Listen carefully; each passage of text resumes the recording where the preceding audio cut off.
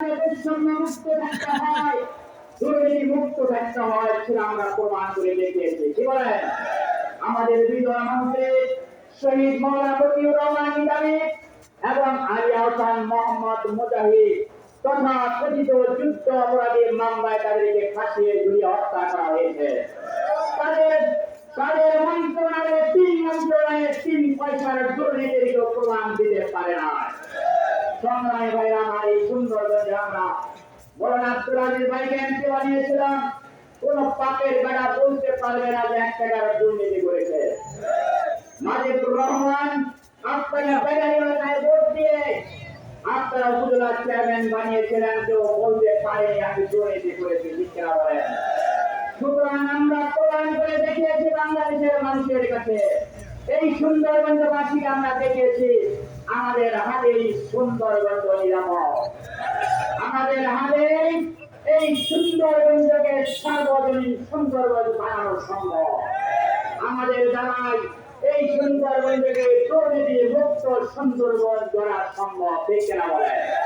সংগ্রামী ভাইরা আমার, বাংলাদেশকে দুর্নীতির মাধ্যমে শেখ হাসিনা যেভাবে দেশের সম্পদ লুটপাট করেছে, শুধুমাত্র বিদেশে পাচার করা হয়েছে 2,40,000 কোটি মার্কিন ডলার।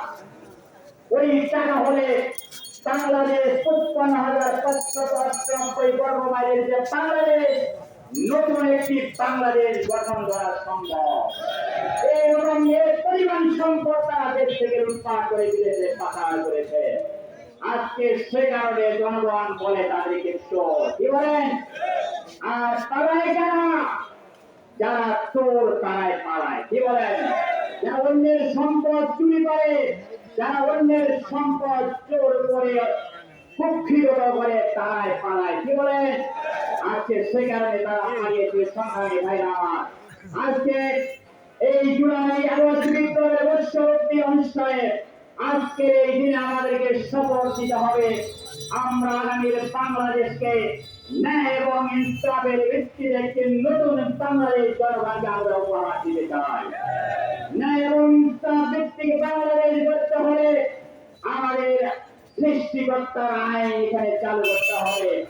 কোরআন এবং সুন্নাহ ভিত্তিক বাংলাদেশ যদি পরিচালিত হয়, তাহলে কেবলমাত্র ন্যায় এবং ইনসাফ প্রতিষ্ঠা করা সম্ভব। ঠিক কিনা বলেন?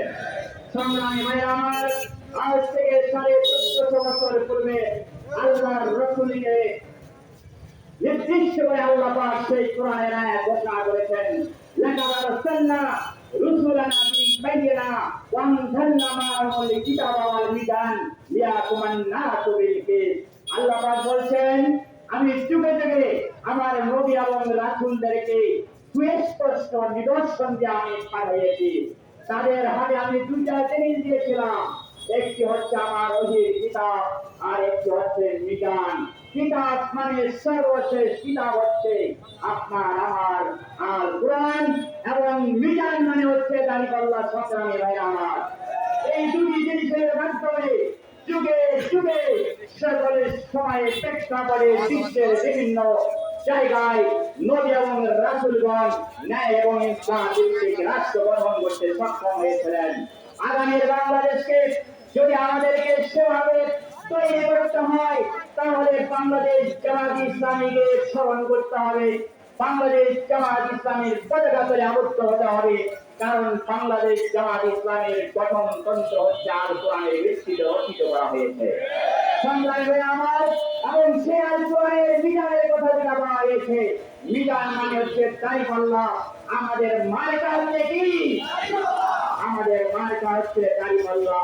এই কিতাব এবং মিজানের মাধ্যমে আগামী দিনে বাংলাদেশ জামাত ইসলামী জনগণের সমর্থন নিয়ে, জনগণের ভালোবাসা নিয়ে আগামী নির্বাচনে দাঁড়িপাল্লা মার্কায় ভোট দিয়ে আমরা নির্বাচিত হয়ে আগামীর বাংলাদেশ, আগামীর সংসদ আমরা ন্যায় এবং ইনসাফের ভিত্তিতে পরিচালনা করতে চাই। আলহামদুলিল্লাহ, ইতিমধ্যে বাংলাদেশের টেকনাফ থেকে তেতুলিয়া পর্যন্ত, রূপসা থেকে পাথুরিয়া পর্যন্ত মানুষের মুখে একটি কথা উচ্চারিত হচ্ছে, এই 53 বছরে আমরা ভুল করেছি, আমরা ভুল করতে চাই না।